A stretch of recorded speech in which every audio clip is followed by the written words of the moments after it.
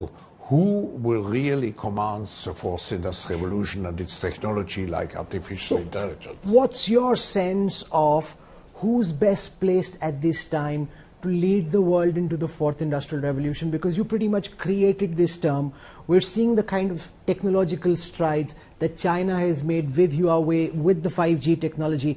Do you believe that this could potentially be China's time once again? Welcome to the Crypto Teacher. And you know I come back with that video just to make you think. Don't forget to like and subscribe to the channel. Support this great content by hitting the Cash App and by joining the Patreon. And we have Klaus on who will control the fourth industrial revolution.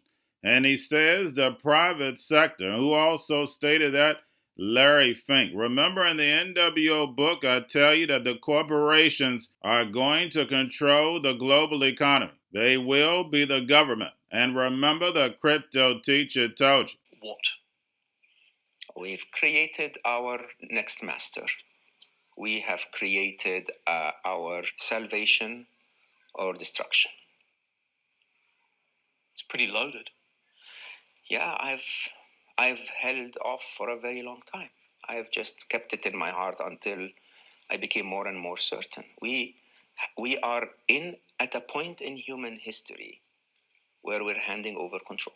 And it's now even better than us at picking it. And what is a sentience, just for anyone that doesn't know? I think they're alive. That's what the word sentience means. It means alive. So this is funny because a lot of people, when you talk to them about artificial intelligence, will tell you, oh, come on, they'll never be alive. And we have AI being your new master. But guys, who built AI? That's right, humanity. AI's job is to make you feel like it's more powerful, like it is smarter. Remember, nothing is smarter or more powerful than you. It's all an illusion. But we know the sheep fall for it every time. We see television and magazines giving you the perception of what a woman should look like, and then we see these women getting all these fake body parts. It's all a manipulation of the mind. And remember, the Crypto Teacher told you. Will happen Wednesday afternoon. The importance of this is to test our national capability of getting an emergency warning alert to the entire country out there. This test is to ensure the systems work in the event of an actual emergency. And on October 4th, we have an emergency alert.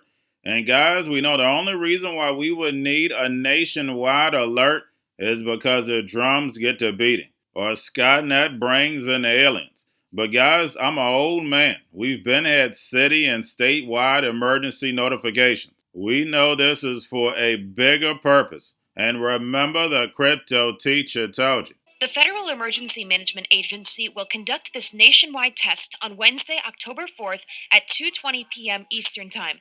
It will be clear that it's a test. What about... Folks, the truth is we shouldn't be here in the first place. We shouldn't have gotten here in the first place. It's time to end governing by crisis and keep your word when you give it in the Congress. A few months ago, after a long negotiation between myself and the Republican Speaker of the House of Representatives, we came to agree on a budget agreement precisely to avoid a manufactured crisis that we just witnessed. But the last few days and weeks, extreme MAGA Republicans tried to walk away from that deal, voting for deep, drastic spending cuts from 30 to 80% that would have been devastating for millions of Americans. They failed again. And we stopped them. But I'm under no illusions that they'll be back again. You know, where I come from, when you make a deal, you give your word, you keep it. You give your word, you say, I'm going to do what I said I'm going to do, and you do it. You keep it. You keep your word. And I expect the Republican Speaker and Republicans in Congress to honor their word and keep the deal they made months ago when they tried to threaten us with almost international bankruptcy by not paying our debts. That includes comments made for fully funded services for our veterans and fully fund the needs of defense of our nation. You know, protect we have transformational investments we're already making to deal with the climate crisis. We are, protect Medicare's ability and power to negotiate lower prescription drug prices. We pay the highest prescription drug prices in the world. We're finally making progress. Although the Speaker and an overwhelming majority of the Congress have steadfastly supported Ukraine to defend itself against the aggression and brutality of the Russians' attack on women and children, in addition to the military in Ukraine. There's no Ukraine funding this agreement. Despite that, I did not believe we could let millions of Americans go through the pain of a government shutdown. But let's be clear. 3% and rising for overall, but core is kind of staying steady, or maybe even just staying right around that level. Is that mission accomplished for that month then, if you see, overall going up, but core staying where it is? I wouldn't call it mission accomplished, because we're still above the target inflation rate. So inflation still has to come down. But if you take a step back and you look at the last 3 months, we got on the CPI side, core inflation is down to 2.4%. That's come down far faster than anyone predicted. And it's sort of why I made the argument, this isn't your traditional moment. The traditional argument is you have to break the economy if you want inflation to come down, for a variety of reasons. Supply shocks, Fed has established credibility, and some other things. That doesn't have to be true. And let's at least try, though we got external shocks coming, as you say. Oil prices is a real one. Auto strike, if it extended for a long time, that would be a real one. You've got slowdown in China and other threats. But in the face of that, let's try to pull off this golden path landing. So then are you okay with around 3% inflation, you say, for longer through the presidential election then? No. I'm not okay with 3% inflation. That's not the target. Inflation has to get to 2%. My argument is we're on the way there, and we don't have to have a major recession to keep getting inflation down, which in normal times you do. And that's kind of the grandpa's historical lesson that I don't think is. So I want to bring in Charles just in a little bit, but first I want to ask you, this morning I was on a picket line in Wayne County, Michigan, and I heard from those strikers that this is hard on them. The strike fund doesn't go as far as their paychecks go. Right. So it's a real financial burden for them. Have you seen a financial impact in the economy yet because of this strike? You haven't seen much in the data. And if we have a government shutdown, we're not even going to get the data. So it'll be relatively hard to look in the data. At the Chicago Fed, the 7th district, we have the most auto production of any of the districts of the United States. So we have a lot of expertise in looking at this. If you look at past strikes in the auto sector, the short-run impact, if the strike is not expanded and extended, you don't see very much of it in the data, because for whatever it goes down, it comes rebounding right back up. So all of the analysis here, 75% of the analysis here is how long is this going to go? And we have Biden on Twitter speaking about free speech. And we know our media is paid and bought for. And the media is the masters at the Hegelian dialectic. Divide and conquer the sheep. And Biden speaks on the government shutdown being delayed for another 45 days. And now I can see the government shutting down just for a little while. Because in the fourth quarter, guys, we know they like to step up the movie. And we always get an event around November 9th. Of course, backwards is September the 11th. And remember, the crypto teacher told you. And then, guys, we have the Fed on inflation. And we know the Fed and our Congress created all this inflation. So now the Fed is fighting the inflation that they caused. And we know when it comes to food and gas, inflation hasn't went anywhere. But remember, guys, this is all part of the plan. We're in a fragmented world. Just like these strikes. They know that these people cannot afford to be out. Remember, they're going to be hit by inflation, not making the same money they were making before, and then plus going to be running into the holidays. But remember, the NWO doesn't want you to have a personal car. These electric vehicles are going to be driving themselves. And the sheep are going to be in these 15-minute cities. And remember, the crypto teacher told you, because he knows. When it comes to the NWO, it's all planned out. You have a wonderful day. I think Jay Powell is going to be remembered as a fabulous Fed president. And if we pull this off, if we could get inflation down this much without having a deep recession, I think they're going to name elementary schools, PS 2023 FOMC. This is a Opportunity, not a guarantee. Right. Going to a different economy, and we're going to be learning more about that as we go. But clearly, we're learning that things can be done from remote locations. We're learning that technology can replace people even more than we thought. We're not going back to the same economy. We're recovering, but to a different economy, and it'll be one that is more leveraged to technology. And I worry that that is going to make it even more difficult than it was for many workers.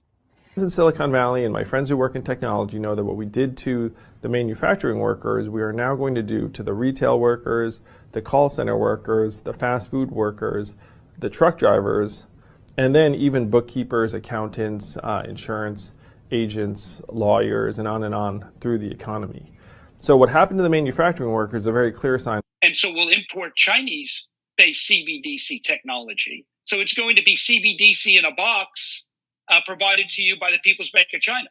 But every stock, every bond, every currency, every commodity, every piece of art, every private business, every piece of real estate will eventually be a token on a blockchain, an entry on a ledger, permanent and immutable. We will have truth instead of trust, and we will save over $7 trillion a year. 6 to 8% of global GDP is wasted by the friction of the trust industry that's necessary when you have dual entry accounting. With triple entry accounting, which is what a blockchain is, we get rid of all of that friction. It's a beautiful future. Like what you see in China and their social credit scoring systems, right? If we get identity wrong, it could be a tool to enslave humanity. And if we get it right, it could be a tool to liberate humanity. And as an American, I'm obviously rooting for the one that's on the side of freedom. Bitcoin is an international asset. And also, I do believe the role of crypto is, it's digitizing gold. I actually believe this technology is going to be very important.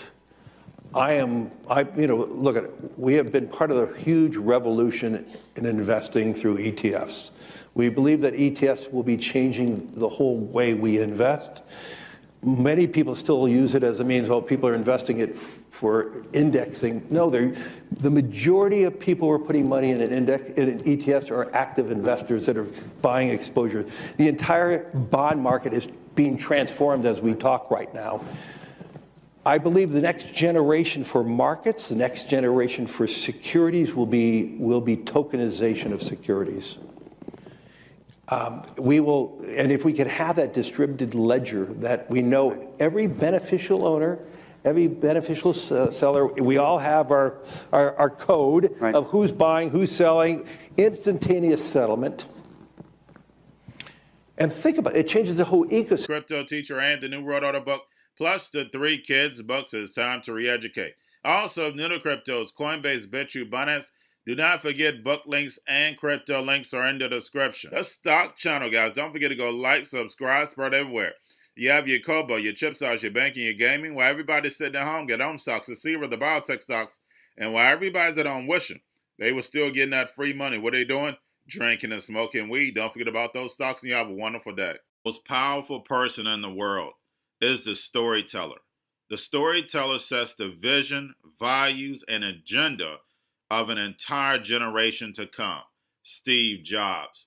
And guys, I truly believe in this. When you look at the New World Order, they're the storytellers. And that's the reason why I wrote my New World Order book. But guys, now it's time to change the current generation. And I wrote 3 kids books. I love the Trinity because I understand the power that's in it. So I have 3 books. We have an opportunity to change the generation, to educate, not just me, but I want to show you that I take action on a daily basis. And I want you to take action on a daily basis. Whether it's your job, whether it's in your community, we have an opportunity right now to educate the masses. I posted this on my Twitter account. Please share, but this is a short clip of the 3 books. There's going to be a clothing line and action figures. Please get these books for your kids, nephews, cousins, friends, so therefore we can start the re-education now. Because as we see, the 4th Industrial Revolution foundation is definitely here. robots, algorithms, drones, taking humanity out the picture. We have to re-educate. But let's get into the video. Part 1. King Joshua and Grandma Tam save the village. Part 2. King Joshua and Grandma Tam save New York from COVID-33. Part 3. King Joshua and Grandma Tam goes to China. It's mandatory to get part 1, part 2, and part 3 of this series. It's time to re-educate Generation Z.